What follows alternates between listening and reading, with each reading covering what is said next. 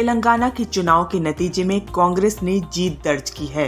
केसीआर की पार्टी भारतीय राष्ट्र समिति की सीट्स बुरी तरह से गिर गयीं। पिछले चुनाव में बीआरएस को 87 सीट्स मिली थी, लेकिन इस बार उनकी सीट्स सिर्फ 39 तक ही सीमित रही।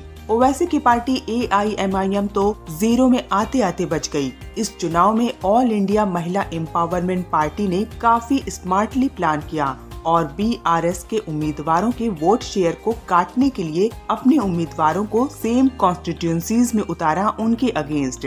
ये स्ट्रेटेजी काफी सक्सेसफुल रही। 119 सीट्स में बीआरएस ने कॉन्टेस्ट किया था, जिसमें से सिर्फ 39 सीट्स पाई।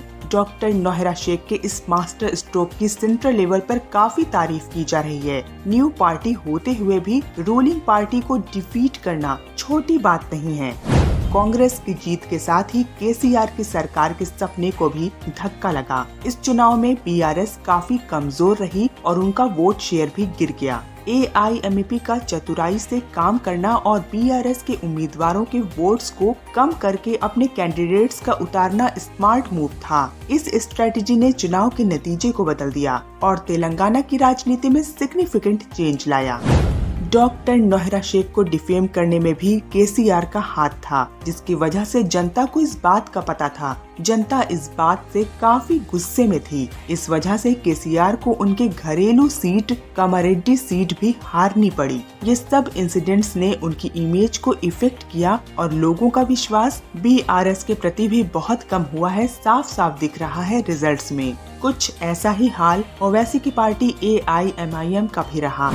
AIMP ने अपनी स्ट्रेटेजिक प्लानिंग से वोट पैटर्न पर बड़ा असर डाला। उनका तरीका बीआरएस के कैंडिडेट्स के वोट शेयर को कम करके अपने कैंडिडेट्स को उन कॉन्स्टिट्यूएंसीज में एक स्ट्रॉन्ग फेस बनाना सफल रहा। इस वजह से केसीआर को डर के मारे 2 सीट से लड़ना पड़ा और 1 सीट में तो उन्हें हार भी मंजूर करनी पड़ी। AIMP की ये इंटेलिजेंट प्लानिंग भारतीय राजनीति में एक पॉजिटिव चेंज ला सकता है।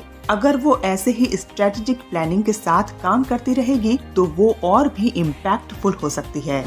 डॉक्टर नोहरा शेख ने अपने स्ट्रेटेजी से केसीआर और AIMIM का तेलंगाना में कंट्रोल बहुत कम कर दिया। ये चीज डेमोक्रेसी की ताकत को दिखाता है। जनता जो अच्छी सरकार चुनने में हेजिटेट नहीं करती है और जो सरकार काम नहीं कर रही है उसे दरकिनार कर देती है। तेलंगाना के रिजल्ट ने दिखाया है कि जनता की समझ और गुस्से को इग्नोर नहीं किया जा सकता। यही एक ताकत है जो दिखाता है कि अगर कोई सरकार अपने काम में कसर छोड़ रही है तो वो उसे दरकिनार कर सकते हैं और अपनी पावर का इस्तेमाल करके चेंज ला सकते हैं। जो इस बार हुआ तेलंगाना में, वो उन सभी लोग को मैसेज है जो एक ऐसी सरकार चला रहे हैं जो न काम की है न लोगों को फायदा पहुंचा रही है। उल्टा केसीआर ने well known doctor Nohra Sheikh के साथ भी तेलंगाना में गलत टैक्टिकल डिफेमेशन एक्ट में साथ दिया है ओवैसी जैसे लोगों का, जिसका खामियाजा आखिरकार उन्हें भुगतना ही पड़ा।